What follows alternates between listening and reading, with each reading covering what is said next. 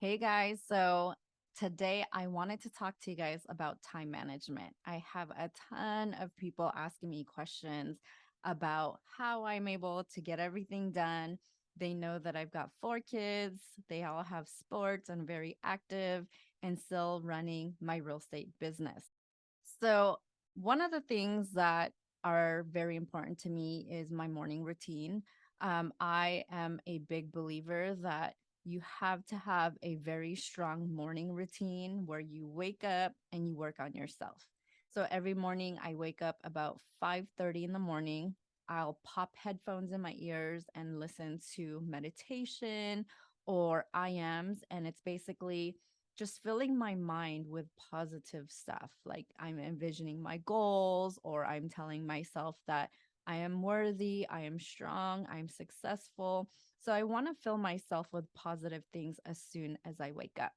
Then I go downstairs, I have my coffee, and then I sit down and cuddle on the couch and read a book for about 30 minutes. And I read a lot of personal development books from how to think positive, like Think and Grow Rich is one of my favorite books. The Power of Now, What to Say When Talking to Yourself. I also read real estate books. Like I've read Ryan Serhant's real estate book. I'm reading The Millionaire Real Estate Agent by Gary Keller. So I read a variety of personal development books. And then my husband and I will get ready for the day, get our kids off to school, and then both of us would go to the gym. So he goes to his gym, I go to my gym, and that's kind of how our morning is done. And I really, really have a better day when I do all those things. And especially the gym is very important to us. Like I have friends who ask me all the time, like, how do you make time to go to the gym? I make time. That's basically all it is. So I actually schedule everything on my calendar. I literally have everything on my calendar. I block off the time for when I go to the gym. I block off time when I do my podcast. I block off the time when my kids have sports. I literally have everything in my calendar. And every day I also write my to do list. So on Tuesday, this is all the stuff that I'm going to do. And I check them off one by one as I'm doing them.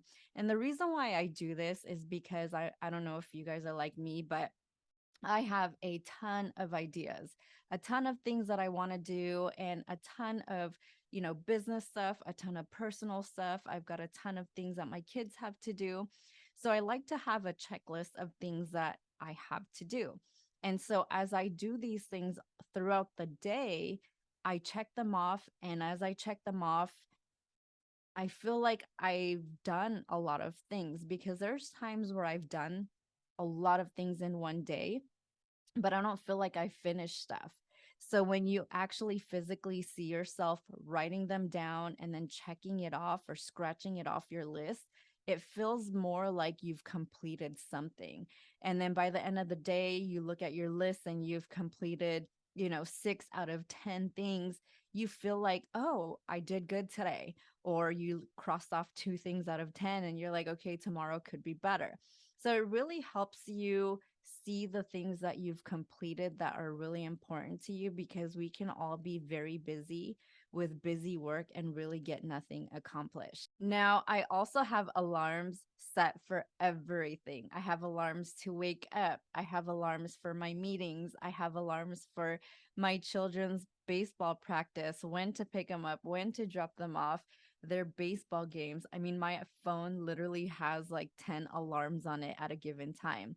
And I feel like when I have systems in place like this, it frees up my brain to do more of, like if you're trying to remember to pick up your kids at 3 o'clock and you have to drop them off at baseball at 6 and pick them up at 9, those are things that's constantly on your mind. And then if you forget, you're just like scrambling for time. But if you have alarms and systems set up so that it automatically reminds you, you actually free up your mind to pick up other things like things related to work, or if you're reading, you can really get into it. So you're not in the back of your head constantly thinking of all the other things that you're doing. So having checklists of the big important things to do and then setting alarms and putting them on your calendars as well. Those are three things that are going to help you systemize the things that you need to do and free up your brain from having to remember all these things. And then that gives you more space in your brain to really learn new things or do other things that, you just didn't have the capacity to do before. So I like to give this analogy of the jar. I learned this from a business sales meeting quite some time ago, and I really loved the analogy behind it. So it's basically you get this jar and you fill it up with big rocks first. And these big rocks are meant to be like the big, important, non negotiable things. Like in real estate, they would be your prospecting time or your listing appointments or your buyer's consultations. These are things that you have to do. And for me, I actually include working out, meditating, and reading as part of my big rocks because I choose to have them as non-negotiable things. Like these are really important things to help me become a stronger person mentally, physically. So for me, when I don't do them, I'm kind of in a sluggish mood and my days don't go as good as I want them to. So those for me are big rocks, and my big rocks could be very different than yours. You put in your big rocks into your jar, then you have your little rocks. Those are, little appointments that you have here and there. Just they're things that you have to do, but not as important as your big rocks. Then you can put pebbles into your jar. And these are things like, you know, going groceries. You have to do them, but you can shift them around your schedule, all that good stuff, right? And once your jar has the big rocks, the little rocks, and the pebbles, it kind of seems like there's not enough space to add anything else. Well, that's where your sand comes in. You throw in the sand, and those fill the crevices between the rocks. Those are things like folding laundry, doing the things that, are not really things that you have to do now, but you fill them up in your free time. So you have to decide for yourself what your big rocks are, what your small rocks are, what your pebbles are, and what your sand is. And again, for me, obviously, work is my big rocks.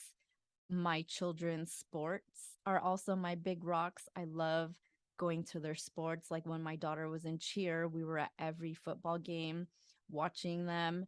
And then my sons do baseball. Like we have one that's 13 years old and one that's 4. And we go to their baseball games. Once in a while, obviously, we have clients, so we can't make all of it, but we do put them on our calendar as if they were non-negotiable unless a client really can't adjust to our schedule. Again, for me, fitness is a very big thing. Every day, Monday through Friday from 8 to 9, I do my CrossFit gym. Every day at 5:30, I wake up, I, do my gratitudes, I drink my coffee, and I read.